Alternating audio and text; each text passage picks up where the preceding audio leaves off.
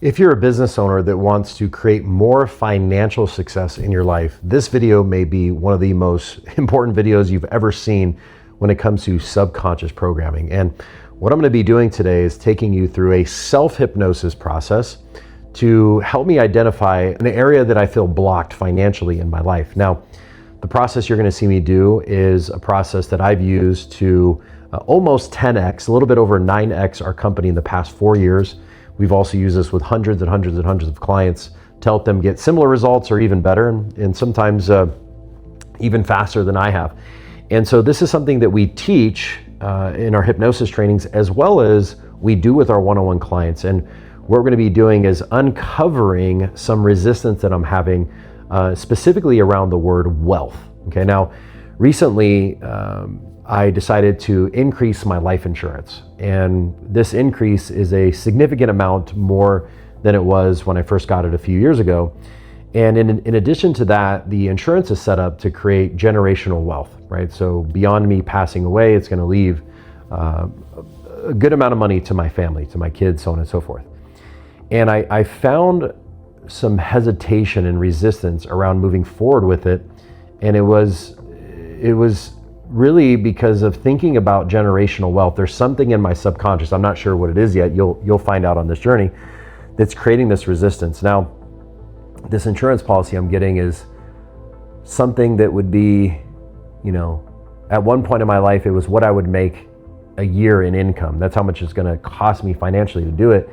And so there was this resistance around building this generational wealth. So I'm going to walk you through the same exact process that we teach people, as well as do with our one-on-one clients, to help them uncover these little resistances when it comes to finances. Now, by the way, in business, like I said, in the past 4 years, we've 9x'd. And where I was 4 years ago is a completely different perspective and view of where I'm at now.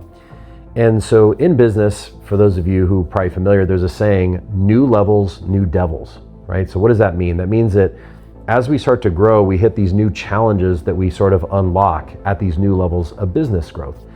And so for me, 4 years ago, when I just started really building my company, when it was just me, solo Dom, I didn't realize there was all these layers of beliefs and things that I had to clear out and work through, right? Whether it was leadership, scaling, money beliefs specifically, and now in this case, wealth. Because I'm past a lot of the, hey, I have to work hard to deserve it, and I can't have it passively, and I can't have multiples. A lot of that is done. Now it's just this level of, okay, let's think bigger. Let's think generationally. So I'm going to walk you through this process, and if the video gets too long, we'll cut out segments to kind of keep it to where it's nice and sweet and gets to the point.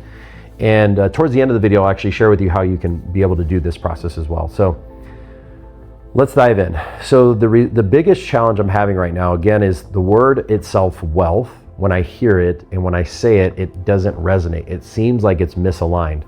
And as I mentioned, thinking about creating generational wealth for my daughters, soon to be my son, and even grandkids one day, there just seems something that's there. And so one good note for you guys that are watching, as you go through your life, pay attention to these blocks, pay attention to these things where you're like, my mind is not accepting that, or I feel some hesitation, I feel there's something that isn't in alignment, because that'll tell you where these blocks come from.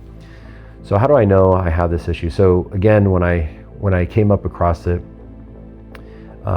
it really created this like, oh, I got approved for the insurance. I'm like, oh, I'm actually doing this. I have to follow through with it. And I noticed myself hesitating and not just taking action. And it's a problem because number one, I think just living in the moment and the day-to-day and the week-to-week and month-to-month, sometimes I don't think long-term, not just for my family's sake, but also for myself, right? Like where do I see myself in 10, 20 years from today? What does that vision look like? And although I can have an idea of it, it's not exactly super clear. So I think it's a problem because, for one, it's setting myself up for my own later years, and also setting my family up so when I'm gone, they can continue building on the generational wealth that we've created in this life. So, and it really, I feel it when I feel the hesitation when I think about, not when I think about making, 7 figures or even like multiple seven figures. It's when you start getting into that big money, like we would call old money, right? Where it's just generational and it's so big that it virtually cannot be destroyed. I think when I think about that, my mind maybe can't conceptualize how that is. And by the way, for those of you who don't know my background, so I was born of teen parents. My mom was 15, my dad was 17. This is a little off tangent. And on my mom's side, we come from 4 generations of teen moms. It might even be 5 generations, but I don't know that far back, but 4 generations. So my mom, my grandma, my great-grandma, my great-great-grandma. So as you can imagine, growing up with generational teen moms, the money isn't there, the mindset isn't there. You just can't conceptualize. Like my great-grandmother worked in the fields. Like she used to pick fruit, like a little Mexican lady who picked fruit.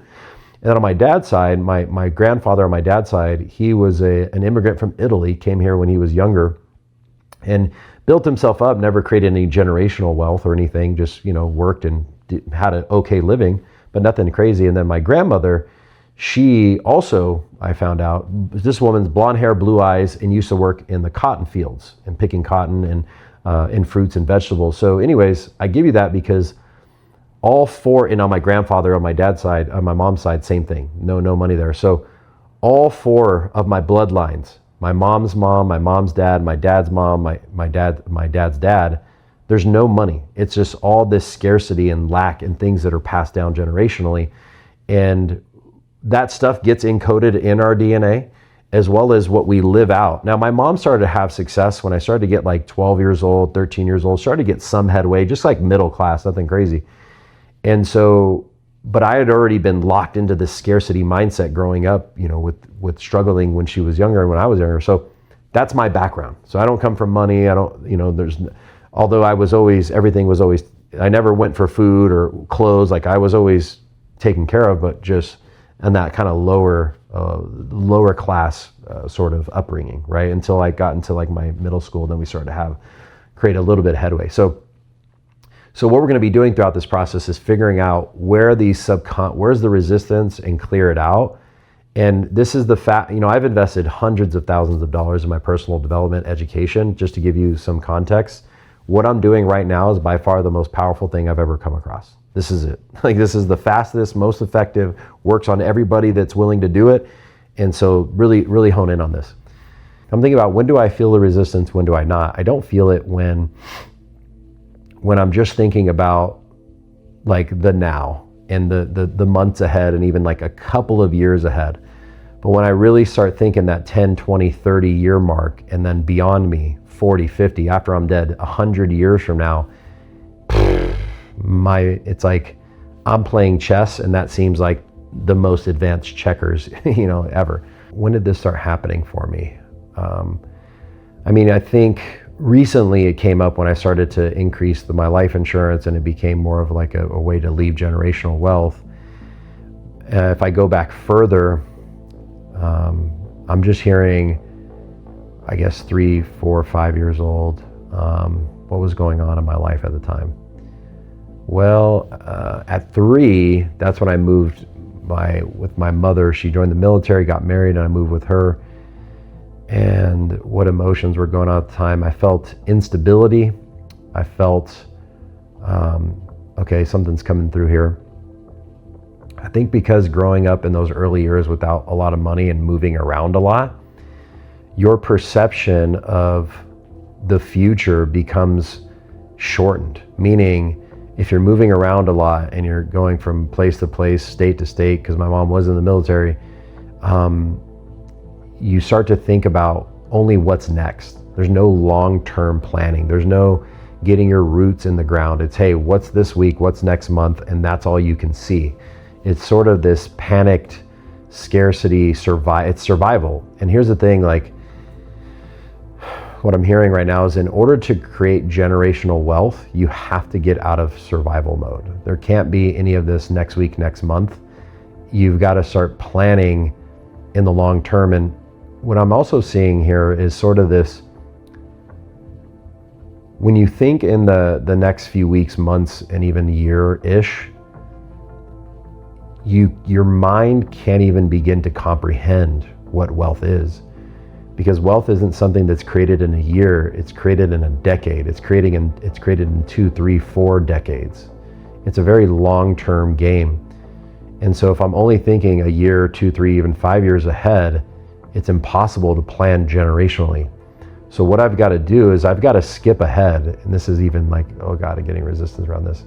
I've got to skip ahead 50 years, 100 years. What does that look like for my life beyond me, for my children, for my grandchildren? Like, if I start designing from that place and work my way backwards, now not only does that change what happens then, it changes how I perceive things now, not just living for the month, the year, the next couple of years, but really truly making decisions from that place of 30, 40, 50, 100 years. So yeah, it's being short-sighted and not having any roots. So what emotions were present at the time? I think panic, uncertainty, scarcity, fear, lack, confusion. What limiting beliefs were present at the time? Okay, here we go. What's coming up here?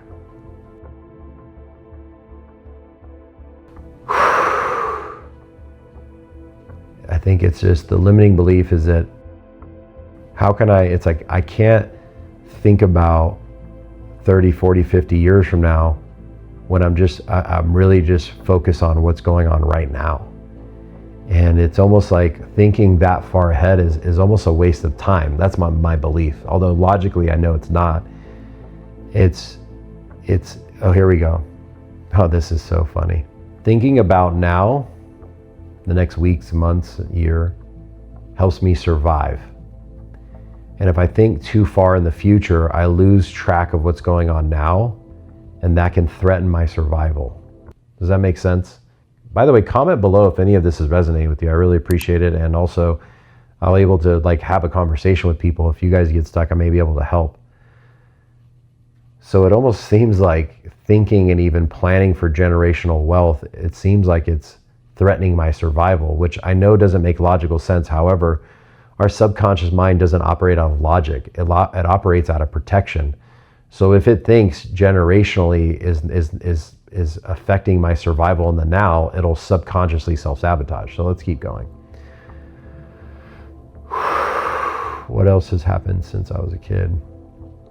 Again, the moving around a lot. Even when I started getting into my teens and 20s and even up until recently, a few years ago, man, I moved around so much.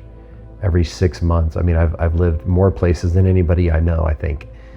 So many cities and multiple states, and within those cities, multiple homes. And so how does that relate to, oh God, how does that relate to this resistance around wealth? Again, here's another thing that's coming up for me right now. I think to think about wealth and long-term planning is boring. And there's a part of me that wants that, but there's also a part of me that loves the excitement of playing, the short-sighted game, right? The changes, the uncertainty sometimes can be exciting, right? Like we all like to mix things up and have variables and have variety in our lives. And when things get boring and predictable, it creates a boring life. So how does that relate to this resistance around wealth? I think what it is that I think wealth is boring, and I don't want to live a boring life. I want to, and I feel I already do, live an exciting, adventurous life that's filled with so much joy, excitement, spontaneity, where I feel like, oh, this is interesting. I feel like when I start planning for that long term, it's going to steal the spontaneity and adventure and excitement that I have now, because ultimately it seems as though creating long-term wealth is a very safe, conservative approach where I'm more of a risk taker. I like to have that excitement of the thrill, right, of what's going to happen next. So it just seems like, okay, if I'm planning for 30, 40, 50 years from now, no more, vacations every however often, no more, my toys that I own and the things that I have. It's like life becomes boring when you're wealthy. Oh, wow, that's an interesting belief. And I know it doesn't make sense logically, because when you're wealthy, you can do a lot more with the money you have, right? So we'll dive into that. By the way, I'm logging these in mentally. I'm going to write these down. So typically when I do this by myself, I'll make notes on my phone, but I'm recording this on my phone. So I'm going to make a note here so I can go back and revisit these. Wealth takes away my fun, and wealth threatens my survival. Isn't that so funny? Guys, this is how, I didn't know this was going to come up. And this is why, I'm going to stop for a second. This is why so many people struggle to make money, to get the relationship want with the health. It's because logically they know the thing that they need to do, X, Y, Z, but then subconsciously we self-sabotage. And listen, it's not that I don't make money. Definitely in the top 1%, and then like a easy shoe-in for that. But again, it's thinking in a different way. It's thinking in that long-term vision. And these are just things that I never saw, never knew. And so my perspective on it is distorted. And most of our perspectives are distorted in this way, right? So good. So I'm going to tap into how my family relates. So again, I talked about my mom having me when she was young. And again, we moved around so much. And I think it was just watching her just really working to survive, to make ends meet. There's just literally not even a time or a place to even think in that dimension. And I think, I'm not in survival mode by any means. There is still that next month, it's not that long-term vision like I would like to have, the 30, 40, 50. It's this month, this year, 5 years. Okay. How do my siblings relate to this issue of the resistance around wealth? I'm the oldest. None of my siblings would be considered wealthy. Everybody's kind of in that same sort of boat, I would imagine, of next month. Some of them are day to day, month to month, or day to day, week to week. Even a month out would be far for them. So I think we all just have this perspective of that short-sighted vision. Other than what I've said so far, how does my childhood relate to this? Resistance around wealth. Yeah, I'm just seeing and feeling like wealth equals boredom. Wealth equals, I think there's also a certain level of, not that rich people are bad or anything like that, but it just seems like this is funny. I think a level of wealth, there can come a certain level of arrogance potentially. Also with, I feel like if things are too easy for the next generation, they may squander all that I've built. So it's this feeling of like, rather than passing them down money, let me pass them down work ethic and knowledge and skills so they can make it on their own. Here's the thing though, it's like I feel split. Part of me wants to do that. Part of me wants to leave wealth, and the other part of me doesn't, because like my kids will be soft. And so here's the thing. I can actually resolve this in a split second. Ultimately, the reason I'm leaving my kids wealth is so they can build upon what we have created to now go beyond things. And here's the thing I think a lot of people may get wrong, is that just because people have a lot of money doesn't mean they don't have problems, doesn't mean they don't have challenges. It's just different levels of problems, different levels of challenges, right? So like where I'm at in my business and my life now, my problems are different than when I was broke, right?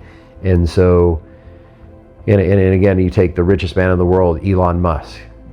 He's got all the money in the world. He still has challenges. He still has problems. So the fact that I think that, passing on wealth is going to destroy my kids or my family, no, they will have a different set of challenges. And so instead of thinking I either pass them down skills and hard work and work ethic and things like that, or I can pass them down money, I think the bridge is really to be able to do both. And I think as long as they are challenged, they are developing themselves, they are going outside their boundaries, and I combine that with the wealth that I pass down, that can never be destroyed. But if you only have one or the other, if you only have wealth with no work ethic, yeah, it'll eventually go away. If you only have work ethic and skills and you got to start from the bottom, ultimately, yeah, that's nice, but it takes, I mean, I'm 38 years old and I'm getting to this level. So it's like, man, I could collapse 38 years of lessons and just pass that on to my family so they can just take that and run with it. I feel like so many people, they live 70, 75, 80 years and they go through all these challenges and learnings and lessons, and they go through the school of life. And then the next generation is basically starting off from zero. It's like, why would you waste that 70, 80 years of hard work that you put in to just start everybody at zero again? It just doesn't make sense. So I definitely solved that there. Is there a problem? Yes. Why do I have this resistance around wealth?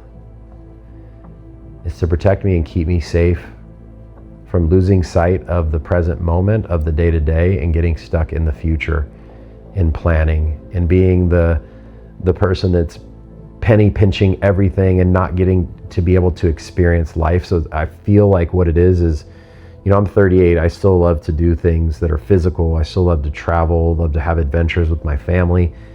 And I feel like if I get too stuck in that wealth building phase, then it's no more vacations, no more fun, no more adventure, no more toys. And it becomes the exact opposite, where it becomes like, again, a penny pincher. I'm only living for this generational wealth. So it's a matter of having that solid balance where, yes, I am building this long-term vision and wealth that could be passed down, and I'm also enjoying myself in the now, especially while I'm still in my 30s and getting into my 40s, where I can physically do things. So in order to resolve that, it's just understanding that I can do both. And my subconscious always wants to give me some insight. It's like, hey, we can do both. We don't live in an either or world. We live in an and world. It's fun, adventure, spontaneity, risk, all those things, the now, and it's wealth. Is there anything I'm not getting, which if I got, would help me allow this to disappear? Yeah, I think what would help me let go of this resistance is starting to think 30 years in the future, like sit down, journal, hiring mentors around this specific area of life. Like, who are people that not do they make $2, $3, $4, $5 million a year? That's I feel like that you can find. It's finding people that have created things that cannot be destroyed, or virtually cannot, that are going to pass down to generations. And that maybe I have to find some older mentors that can really help me start to think in that way and surround myself with those people that have created that, so I can get some of that rub. How I know when this problem has totally disappeared. I'll know this has disappeared when I've created that, when I have plans in place, like I already do with this insurance. That's the future. I'm paying all this money every year and I'm not going to touch any of it. I don't get anything from it now. However, that is me planning. So I'm already taking those steps, and it's just a matter of taking a few more steps to really solidify that long-term vision. What do I need? I need to sit down and plan. And I feel like life is this puzzle, this 5,000 piece puzzle set you're putting together. And I feel like, just building a business in and of itself to operate and produce and to provide value, that's a solid puzzle to solve. And I feel like we've gotten that down pretty well, although we're always improving and tweaking and getting it better. I think now the next puzzle to solve is the wealth puzzle, the 5,000 piece, 30, 40, 50, 100 year puzzle. And I need to do that. I don't want to do it because it's a whole nother aspect of my life that I have to spend time on and put energy into. But I'm going to do it. What do I not want to do the most? Surround myself with some older people. I never thought about it in this way, but like hanging out with a guy or even a lady who's 70, 80 years old, and just getting some of that wisdom, not necessarily around like, hey, how do I make money? But more of getting mentorship from an older person that can provide me guidance, not just with wealth, life, right? Like, hey, what was it like in your 30s, your 40s, your 50s? What were some of the challenges physically, right? Like what are physical challenges? What are relationship? What happened with your kids? And so not only can I plan generationally, but I could also get that mentorship from that older mentor to be able to help me navigate life in general. So yeah, that's what I got to do. What is it about this problem I can't tell anyone? It's a little embarrassing, I guess, to talk about this stuff. You know, there's a part that's embarrassed. There's a part that I'm doing this and putting it out in the ethos that is like, what? Who cares, dude? I don't give a fuck. You know what I mean? Like, it is what it is. Yeah, I'm successful, then cool, and I make, you know, great money and have an amazing life, my family, beautiful kids and everything like that. I'm in good health. You know, could I be in better shape? Yeah. Could things be better with my relationship? Yeah. I make more money? Yeah. Like, everything can always improve. And so just, I think, you know, just looking at this like, hey, this is just a game I haven't played yet. And it's okay to suck at first, just like everything we do at first, we suck at it. In the wealth game, I'm going to have my own, you know, my learning curve I've got to get through. But just like anything else, I can become an expert at building wealth, not just making money, not just being rich or having, you know, a business that does well. I'm talking lifetime stuff. So there's nothing to be embarrassed about. It's just a new game that we're playing. So have fun. What's the relationship between this and problems I have in other areas? I think also just sometimes I could be short-sighted with my kids, with my health, with my relationship with my wife, and even my business. Like I sometimes I do think, hey, 30 years from now, what's this, but like, I gotta start thinking about with my health. When I'm 68, what do I want my body to be like? How do I want to feel? What do I want to be doing on a daily basis, physically, health-wise, and start considering that now. And 30 years from today, when my daughters are in their 30s, what do I want their lives to be like? Like, not that I have complete control, but setting them up to where, hey, when they're at my age that I am now, like planning for them. And then even my relationship with my wife, what does our relationship look like 20, 30 years from now when we're in our 50s and 60s? What are we doing? How are we still loving each other and finding the connections and the things that we do and the commonalities and just all the things, right? So what I'm getting is that plan for wealth financially and also plan for wealth with my health, with my relationships, my friendships, everything. It's really a long-term game for everything. Man, this is so insightful. I'm so glad I'm doing this. What or who do I need to remove? I need to remove short-term thinking. I need to remove being resistant to having that long-term vision. Okay, good. So now that I have the main belief, there's 2 or 3 that I really got to work through. That's it. I already worked through the conflict of leaving wealth versus not to my kids and everything. Now I want to let go of this resistance around wealth because it threatens my survival. So I'm going to dive into that right now. And again, we'll skip this because we're already almost 30 minutes in. We'll skip this to get straight ahead to the main part. So the first thing we've got to do anytime we're doing some rewiring is we always have to get permission. So when you see people doing hypnosis and they're like being hypnotized and somebody's talking to them and they're just listening, they're not actually having a dialogue with the hypnotherapist, that hypnosis typically is not as effective until you remove some of the blocks. So the first thing we got to do is remove the block. So subconscious mind, is it okay to release this limiting belief that wealth threatens my survival because I'm thinking too far in the future? There's a little resistance. Why do I want to hold on to this belief? Because I don't want to get so caught up in the future that I lose sight of now. Here's the thing though, is that if I would have started thinking about wealth 20 years ago when I was 18, it wouldn't be so much next month, next year. I could be done by now, right? Not that I love what I do, so I don't ever see myself fully retiring, just in the sense of money.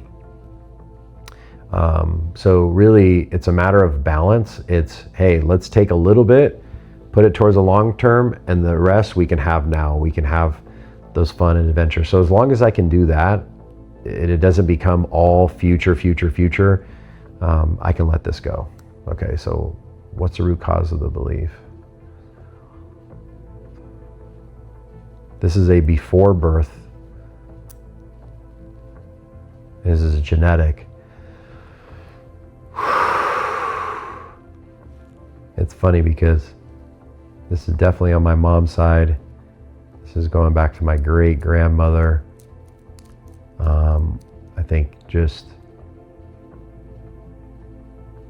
I think her probably when she got pregnant with her first child, which I believe is my grandma. Oh wow, this is interesting. I think when we're young, when our early teens, even like 10, 11, 12, right? Even younger, we have these big visions of the future. I want to be a football player. I want to be a doctor. I want to be an astronaut, or whatever you think, right? And when like a child gets introduced to your life, as the saying goes, your dreams get put on hold. It's no longer about you and what you want. It's about, how do I survive? So I think that my great-grandmother, maybe even great-great-grandmother, adopted that mindset of like, hey, forget about the big dream, forget about the future, forget about this generational wealth. We have to survive right now. So that's where it came from. So what can I learn from this so I can let go of this? Well, yes, it's important to take care of our family. It's important to take care of the now. It's also important to plan and to still have that vision of the future, not just for myself, for my family, for my friend, for the friendships that I want, right? Things like this is like never. So what I'm getting, and this is not how I would normally word it, but so that you guys can all understand, never ever let your dream die. Always keep your dream alive. Meaning, regardless of what circumstances come up in life, whether it's business or kids or different things get introduced, yes, there are going to be things that we've got to handle right now. There's fires we got to put out. There's things that we have to tend to on the day-to-day basis. At the same time, though, it's thinking about that vision, that dream, that 30, 40, 50 year, even beyond me, spending a little bit of time, daily, weekly, monthly, however often, and not only just thinking about it, but also planning for it, putting money aside, putting investments in the things that are going to pay off long term. There still needs to be that vision for creating a vision for my lineage, right? My children, my grandchildren, my great-grandchildren, not just having that vision for what's happening now. So the main thing I'm getting is, yes, there's things got to get done now, and have that long-term vision of the future. And that's ultimately how you get out of survival mode. That's how you get into thriving. And so wealth is not threatening my survival. Wealth is actually helping my family survive, and not only survive, but thrive for generations to come. So really start to surround myself and encompass that wealth creation mindset. Man, I'm so glad I'm doing this. I really hope this helps some of you guys have those shifts. So let me do this last part. So I see, it's interesting because I can imagine my grandmother looking down at her belly and being like, oh my God, this is my whole life right here. This is all I can focus on. This is all I can think of and I can plan. And the metaphor I'm getting is like her looking up, and yes, having the vision, having the baby and still taking care of that, while also still looking at her vision. And still just having that love and care for the now and the things the responsibilities we have, while also looking up at our vision and what we want to create for ourselves. So just remembering that balance, right, of the both. So now I'm going to release everything all the way back to now. We'll probably cut this out.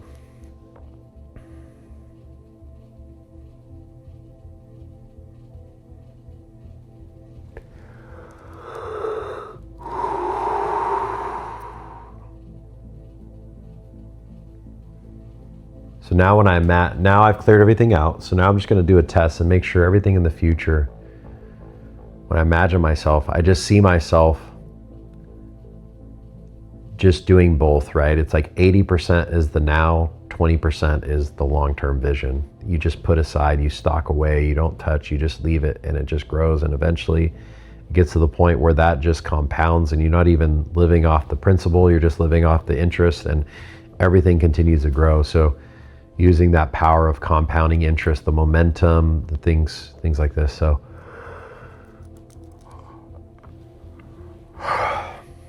man, I love this stuff. Listen guys, if this process resonates with you, you're a business owner, you're like, Dom, I want to think bigger. I want to make more money. I want to break through, not just for the now, but that generational, the wealth, the thinking in that big picture. What I'm going to do is put a link down below in the description of this video for you to book a consultation with one of my team members to see how we can help you start to have those breakthroughs, because this is just one thing. There's a list of things you really got to go through and clear out of your subconscious so you can even get to the level of even thinking like this, right? And also, some of you may even want to learn, like, how do I do this for myself? How can I help other people with this?